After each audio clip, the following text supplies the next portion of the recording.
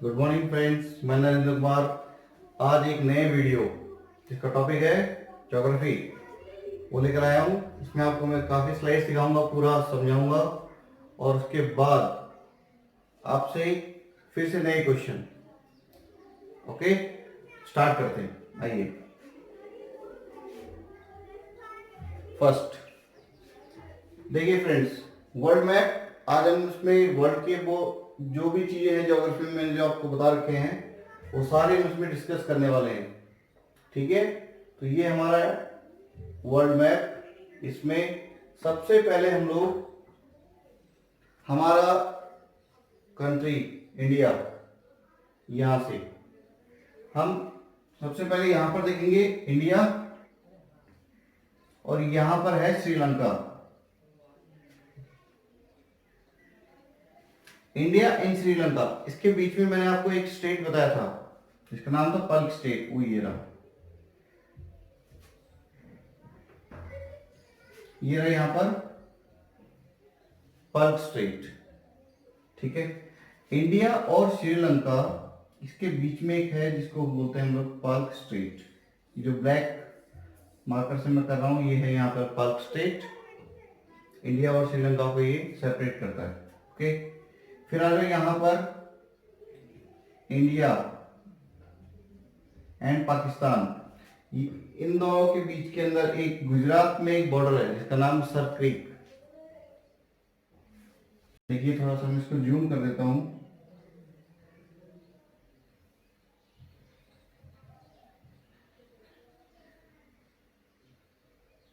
आपको दिख रहा होगा यहां पर है सर क्रीक। ओके, और गुजरात, यहां पर इंडिया की सबसे ऊंची टाइड आती है। मैंने आपको क्लास में बताया था जो सबसे ऊंची टाइड है इंडिया की वो आती है गुजरात में। इसका नाम है ओखा। ओके, गुजरात में ओखा। और गुजरात से एक और क्वेश्चन है, जो लॉन्गेस्ट कोस्ट लाइन है इंडिया की वो भी गुजरात की है। Longest coast line of Indian state is of Gujarat. Okay, next है ये राजस्थान से होते हुए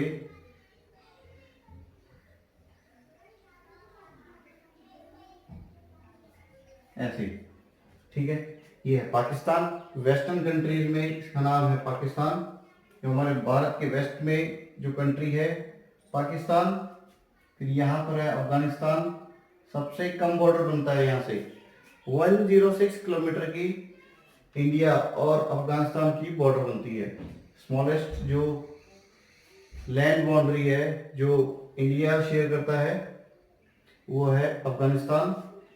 ओके, पाकिस्तान, फिर अफगानिस्तान, अफगानिस्तान से 106 किलोमीटर। फिर इधर है चाइना, ये पूरा चाइना है। यहाँ पर है नेपाल, ये है भूटान। देखो यहाँ पर दिख रहा होगा, थोड़ा सा ब्लर हो गया है भूटान। फिर ये है म्यांमार, ये म्यांमार है यहाँ से, ये भारत से इधर म्यांमार। ये है बांग्लादेश, और बांग्लादेश और इंडिया इसके बीच में एक स्टेट है त्रिपुरा। ठीक है, ये तीन साइड से बांग्लादेश से घिरा हुआ है, इसीलिए इसका नाम है त्रिपुरा। ठीक है, त्रिपुरा की। तो आपके लिए एक बीच में क्वेश्चन है, what is the capital of Tripura. आपको कमेंट करके बताना है what is the capital of Tripura. Next आ जाओ, ये है Indian ocean.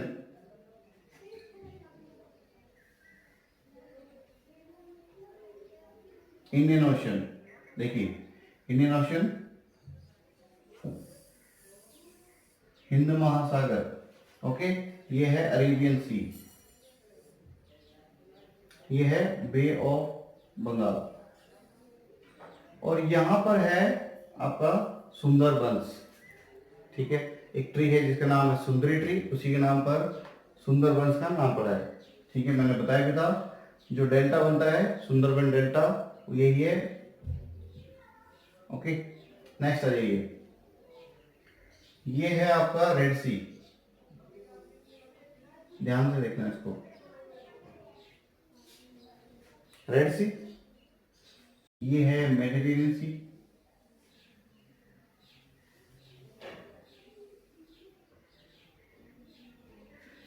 Red Sea to Mediterranean Sea. अगर आपको यहां से यहां आना है तो यहां पर है एक कैनाल, इसका नाम है स्वेज कैनाल, मैंने आपको बताया भी था। 193 किलोमीटर लॉन्ग, इसका जो डिस्टेंस है वो 193 किलोमीटर है। पहले अगर आपको अटलांटिक ओशन से अरेबियन सी आना था तो आपको पूरा ऐसे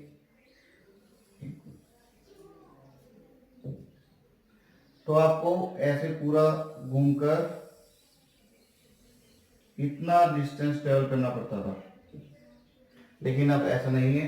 अब आपको यहां से होते हुए, यहां पर है गिब्राल्टर, ठीक है, की टू मेडिटेरेनियन सी है, यहां से एंटर करके मेडिटेरेनियन सी होते हुए फिर यहां पर है स्वेज कैनाल। मेडिटेरेनियन सी से रेड सी को जो जोड़ता है वो है स्वेज कैनाल, स्वेज कैनाल होते हुए रेड सी, और रेड सी से फिर अरेबियन सी।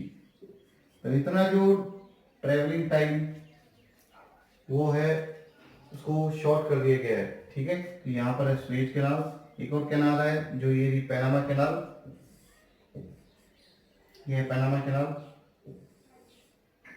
ये पैसिफिक ओशन और अटलांटिक ओशन इसको कनेक्ट करती है।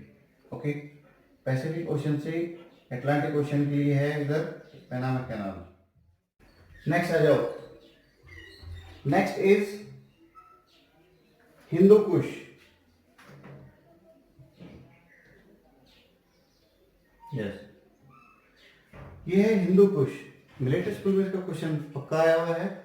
हिंदू कुश कहां पर सिचुएटेड है? तो ये है अफगानिस्तान, ये है पाकिस्तान।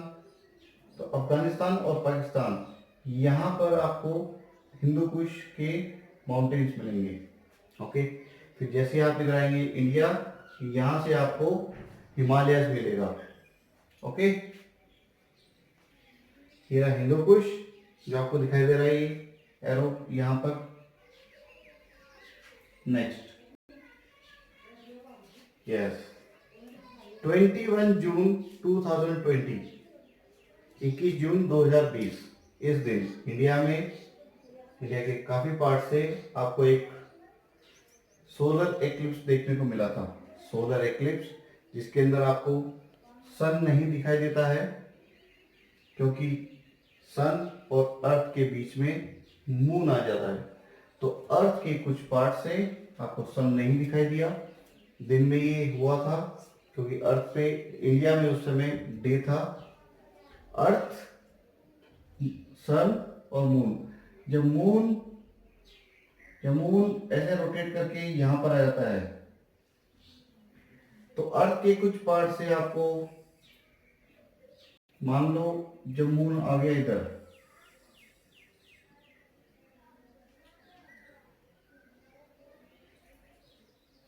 ठीक है, जब मून आ गया इधर, इसकी जो मून की पोजीशन है वो ऐसे घूम के यहां पर हो गई, तो आपको अर्थ से सन नहीं दिखाई देगा।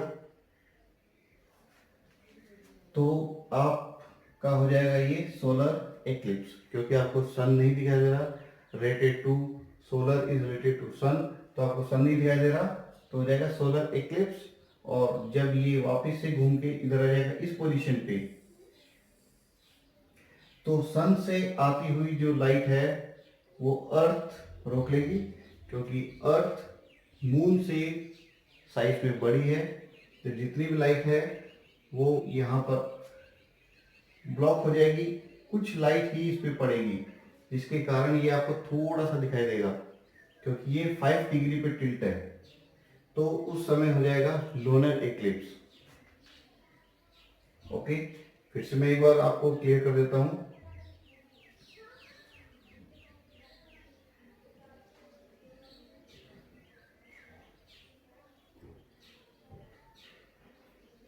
देखिए, फिर से मैं क्लियर कर देता हूं। जब सन और अर्थ इसके बीच में मून आ जाता है, तो यहां से जो भी लाइट आएगी, यहां से जो भी लाइट आएगी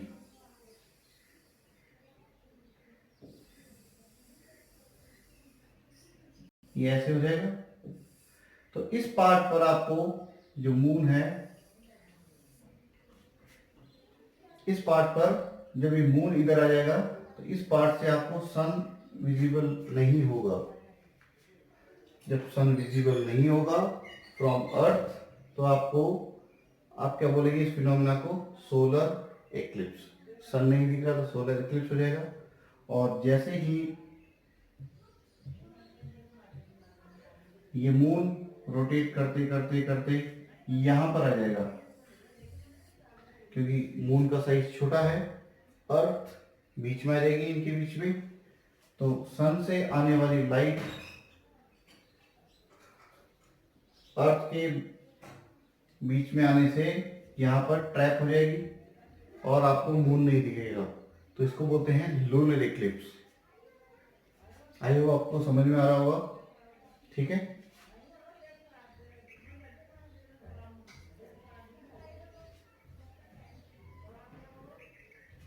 यस, ये है पोजीशन। क्योंकि सन, अर्थ, जब अर्थ सन के अराउंड रेवोल्यूशन करती है, खुद के एक्सिस पे रोटेशन करती है और सन के अराउंड रिवोल्यूशन करती है, तब इसका जो रास्ता होता है, पाथ, ये एक सर्किल नहीं है। उस रास्ते पे जो ये रास्ता है जिसको हम लोग एक पाथ बोल रहे हैं, ये सर्कुलर नहीं है। इसी के कारण अर्थ कभी पास में होती है और कभी दूर होती है। तो ये है जुलाई, और जुलाई भी कौन सी? 4, 4 जुलाई जो अभी गई थी, 4 जुलाई।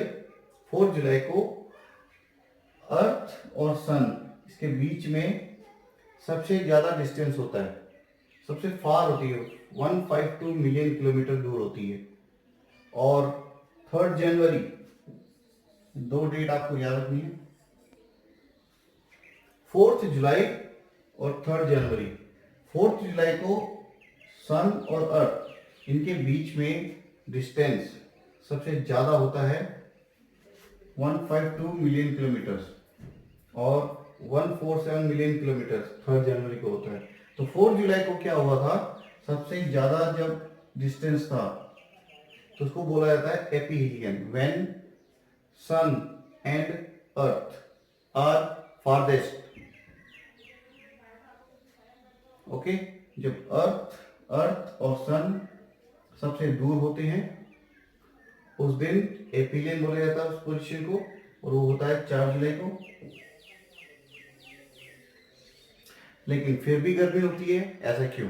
जब सबसे दूर है सन तो फिर गर्मी क्यों? उस दिन इतनी गर्मी क्यों होती है? क्योंकि ड्यूरेशन ऑफ डे के कारण, जो हमारा ड्यूरेशन होता है दिन का, वो ज्यादा होता है। ओके, और फिर बात करते हैं हम लोग 3 जनवरी की। 3 जनवरी को 147 मिलियन किलोमीटर, इन दोनों के रिलेटिव में ये पास में होता है, अर्थ और सन पास में होते हैं। जब पास में होते हैं तो फिर 3 जनवरी को सर्दी क्यों? उस दिन तो गर्मी होना चाहिए। सेम फिनोमेना यहाँ पर भी लागू होता है कि उस दिन जो ड्यूरेशन ऑफ डे होता है वो स्मॉलर होता है, छोटे दिन बड़ी रातें। ओके, नेक्स्ट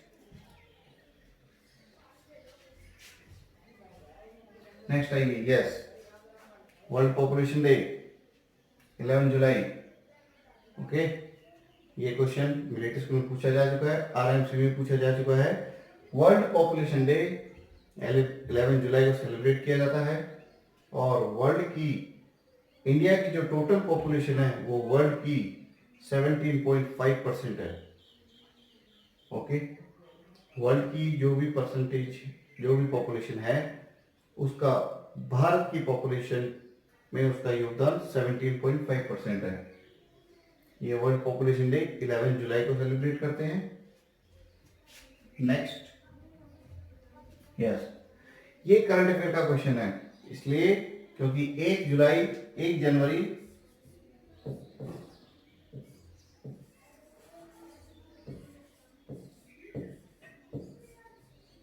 1 जनवरी 2021 से इंडिया जो नॉन परमानेंट मेंबर्स हैं सिक्योरिटी काउंसिल के, उसका एक मेंबर बनने जा रहा है for 2 years. Okay, permanent member जो होते हैं, परमानेंट मेंबर्स इसके 5 होते हैं। यूनाइटेड नेशंस सिक्योरिटी काउंसिल के अंदर 5 परमानेंट मेंबर्स होते हैं। ये रहे वो 5 परमानेंट मेंबर्स, और 10 नॉन परमानेंट मेंबर्स होते हैं। ये रहे 1 2 3 4 5 6 7 8 9 10। ये 10 नॉन परमानेंट मेंबर्स होते हैं जो सिर्फ 2 इयर्स के लिए आते हैं। ओके,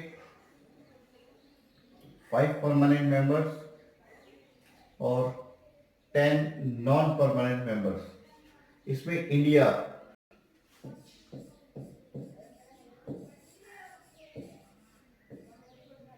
1 जनवरी 2021 से इंडिया एक non permanent member United nation security council में स्टार्ट हो जाएगा फॉर 2 इयर्स। ओके, तो हम परमानेंट मेंबर्स की बात करेंगे। Permanent members United nation security council में टोटल 5 हैं। China, France, UK, Russia, US. Okay, there are 5 permanent members in United Nations Security Council. Clear, sir? Next. Yes.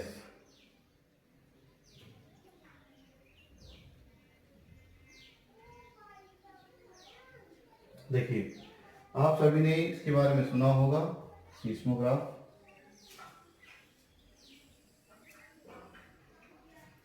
Seismograph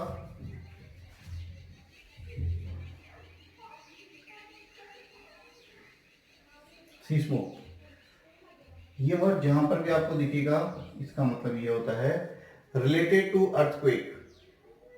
सीस्मो का मतलब होता है रिलेटेड टू अर्थक्वेक। इसका मतलब ये है कि जब भी अर्थक्वेक आता है तो सीस्मोग्राफ से हम लोग, ये जो आपको एक रोटेटिंग ड्रम दिख रहा है, इसके ऊपर एक ग्राफ पेपर होता है, और ये है आपका एक पेंडुलम बॉब। इसके यहाँ पर एक पेन होता है, ये पेन की टिप है। ओके, ऐसे सस्पेंड होता है, और इसको अर्थ के अंदर लो लाइंग एरिया में इसको प्लेस किया जाता है। लो लाइंग एरिया में इसलिए प्लेस किया जाता है कि जब भी अर्थक्वेक आएगा तो सबसे पहले वहां पर ये रोटेट होना स्टार्ट हो जाएगा।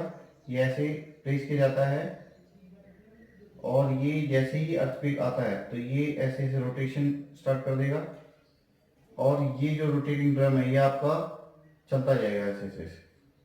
तो जो भी इंटेंसिटी रहेगी वो इसके ऊपर ऐसे, जैसे ये दिखाई दे रहा है आपको, इसमें मार्किंग कर देगा, और उसके मार्किंग जब अर्थक्वेक खत्म हो जाएगा फिर हम इसको रोटेटिंग ड्रम को निकाल के, और जो ग्राफ पेपर है उसमें हम लोग प्लॉट करके देखेंगे कि इंटेंसिटी कितना था इसका, तभी तो पता लगता है कि कितना है। तो सीस्मोग्राफ जैसे ये है 0 10 20 ये सारे, तो यहाँ पर मैक्सिमम है, तो हम इसको रोटेटिंग ड्रम की मदद से इसको हम लोग नोट कर लेंगे। ओके, तो इसको बोलते हैं seismograph. Seismograph is used to check the intensity of the earthquake. Earthquake का कितना इंटेंसिटी है। ओके, ये रहा map of the earthquake. Inside the earth, जहां पर प्लेट टेक्टोनिक्स टकराएगी, यहां पर अगर ये एक प्लेट है और दूसरी प्लेट ये है, तो ये है फोल्ड जोन। फोल्ड जोन वो होते हैं जो वीक जोन होते हैं दो प्लेट्स के, और जैसे ही टकराएंगे तो यहाँ पर अर्थक्वेक स्टार्ट हो जाएगा, और यहाँ पर ऐसा पॉइंट अर्थ सरफेस के अंडर जहां पर प्लेट्स टकराई है और वहां से अर्थक्वेक का ओरिजिन हो रहा है, उसको बोलते हैं फोकस। समझ में आ गया? जहां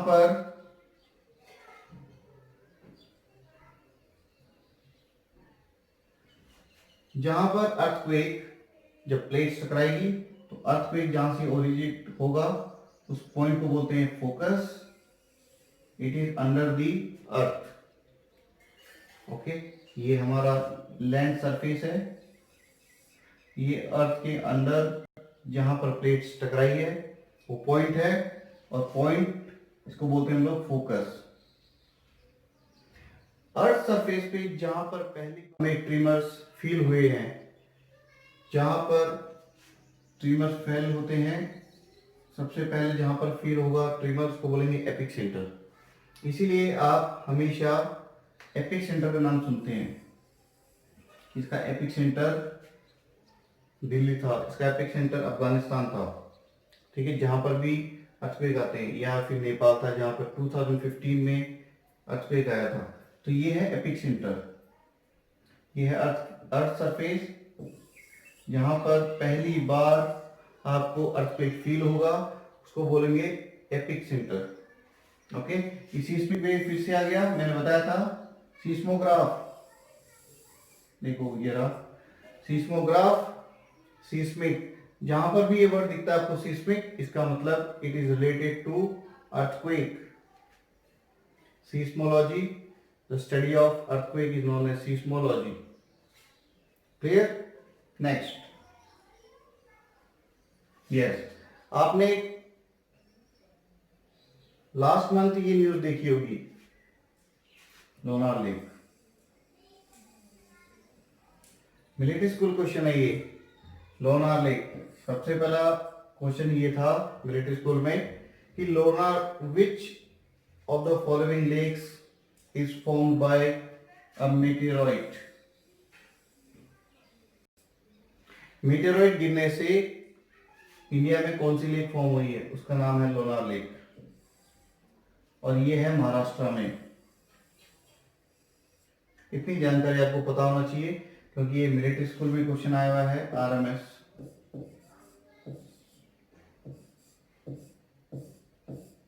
क्लास 6।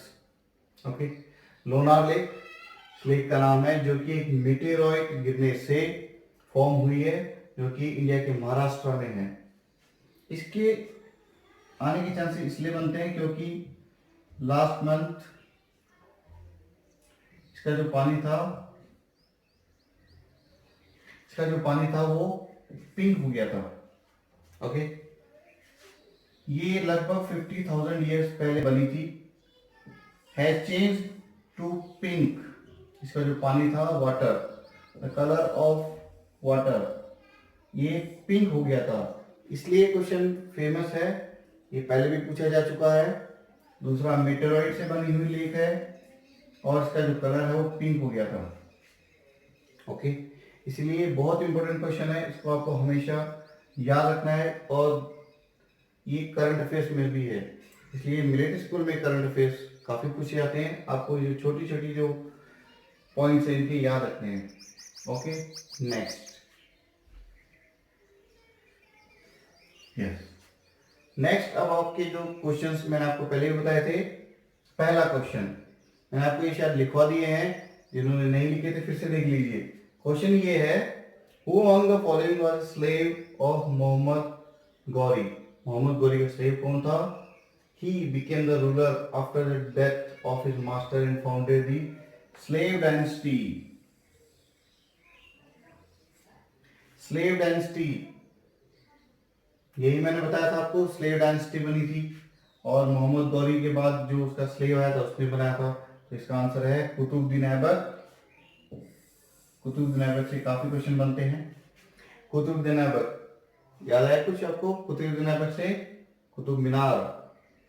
कुतुब मीनार की कंस्ट्रक्शन इसने स्टार्ट की थी, लेकिन ये घोड़े से गिरकर मर गया था। चौगान खेलने का बहुत शौक था इसको, घोड़ों पे बैठ के चौगान खेला था, तो घोड़े से गिरा, उसके बाद इसकी डेथ हो गई। ये था कुतुबुद्दीन ऐबक। ठीक है, ये स्लेव डायनेस्टी इसने फॉर्म की थी। ओके, 1206 10 तक ये रहा था। Okay, next. यस, नेक्स्ट मैंने आपको साइंस में बताया था ये वाला, और ये आरएमएस आरएमसी फेवरेट क्वेश्चन है ये। आरएमएस और आरएमसी का फेवरेट क्वेश्चन है। What is deposited on iron in the process of galvanisation, ये आप सभी को पता है, वो है जिंक। ओके, जब किसी मेटल के ऊपर जिंक की कोटिंग कर देते हैं ताकि वो रस्ट ना पकड़े, तो उस प्रोसेस को बोलते हैं गैल्वेनाइजेशन। जिंक की जब कोटिंग होती है आयरन के ऊपर तो उसको बोलते हैं गैल्वेनाइजेशन। ये आरएमएस और आरएमसी इनका फेवरेट क्वेश्चन है, इसलिए बहुत इंपॉर्टेंट क्वेश्चन है। क्लियर है? Next question.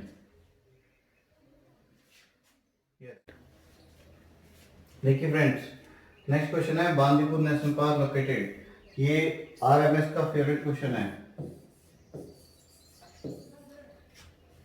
Bandipur national park located in Karnataka. ठीक है, ये वाला क्वेश्चन बहुत बार आया हुआ है, इस बार भी आ सकता है, और न्यूज में आपको न्यूज़पेपर में देखने को बहुत बार मिलेगा ये। उसके बाद आ जाओ एक और, ये जो केरला है, मैंने बताया भी था आपको, केरला। केरला के लिए बहुत सारे क्वेश्चन आते हैं। पहला है इसका साइलेंट वैली, जो कि केरला में है। दूसरा है गॉड्स ओन कंट्री, वो भी इसी को कह रहा था। आपको कमेंट करके बताना है कि केरला कौन से सी से बॉर्डर करता है, अपना अपना कमेंट लिखना है इसमें। ठीक है, नेक्स्ट क्वेश्चन देखते हैं। एक और क्वेश्चन देख लो सिक्किम का। सिक्किम, यहाँ पर एक पास बताया था मैंने आपको, तो वो भी आपको कमेंट करके बताना है कि कौन सा पास सिक्किम में लोकेटेड है। ओके, नेक्स्ट देखिए, हम बात कर रहे थे 22 मार्च। 22 March is celebrated as world dash day. ये कौन सा डे मनाया जाता है? वो है वाटर डे। ओके, इसमें आपको बताना है वर्ल्ड इन्वायरमेंट डे कब सेलिब्रेट करते हैं, कमेंट में लिख के बताना है। World environment day, world health day. Okay, ये दो आपको कमेंट करके बताना है। वर्ल्ड हेल्थ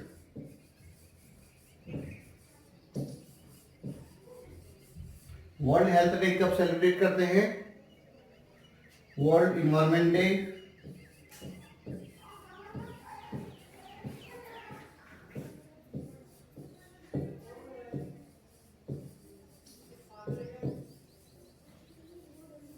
दो आपको कमेंट करके बताना है कि वर्ल्ड हेल्थ डे और वर्ल्ड इन्वायरमेंट डे ये कब सेलिब्रेट करते हैं। नेक्स्ट क्वेश्चन देखिए। यस, इसके बाद मैंने आपको अभी बताया था which was the first Muslim dynasty that ruled India. Bharat में सबसे पहली जो मुस्लिम डायनेस्टी थी वो कौन सी थी, जिसने सबसे पहले रूल किया था? Slave dynasty. इसका फाउंडर आपको बताना है, मैंने आपको बताया भी था। आपको कमेंट करके बताना है कि इसका फाउंडर कौन था स्लेव डायनेस्टी का, जो कि 1210 तक था। ठीक है, उसके बाद लोधी का बताइए, who was the founder of Lodhi dynasty, और इसका लास्ट रूलर कौन था? ये आपको कमेंट करके बताने हैं। फाउंडर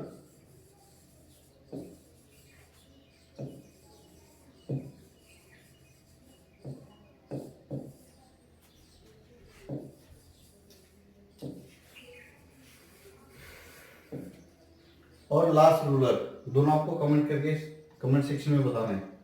नेक्स्ट,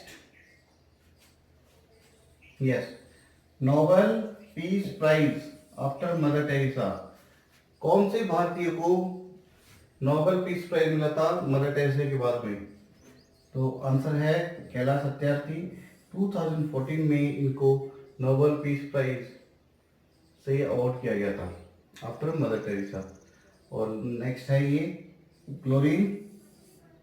ओजोन लेयर को जो सबसे ज्यादा डिप्लीट करता है, डिस्ट्रॉय करता है, वो है क्लोरीन। इसके लिए भी आपके एक क्वेश्चन है कि ओजोन का फॉर्मूला क्या होता है, what is the chemical formula of ozone. क्या आपको क्वेश्चन को कमेंट करके बताना है ओजोन का केमिकल फॉर्मूला। ये तो वही आ गया। तो ये आपके थे क्वेश्चंस और ज्योग्राफी, ठीक है। तो फिर से हम लोग एक नया वीडियो लेकर आएंगे नेक्स्ट सेक्शन में। जब तक के लिए बाय टू ऑल।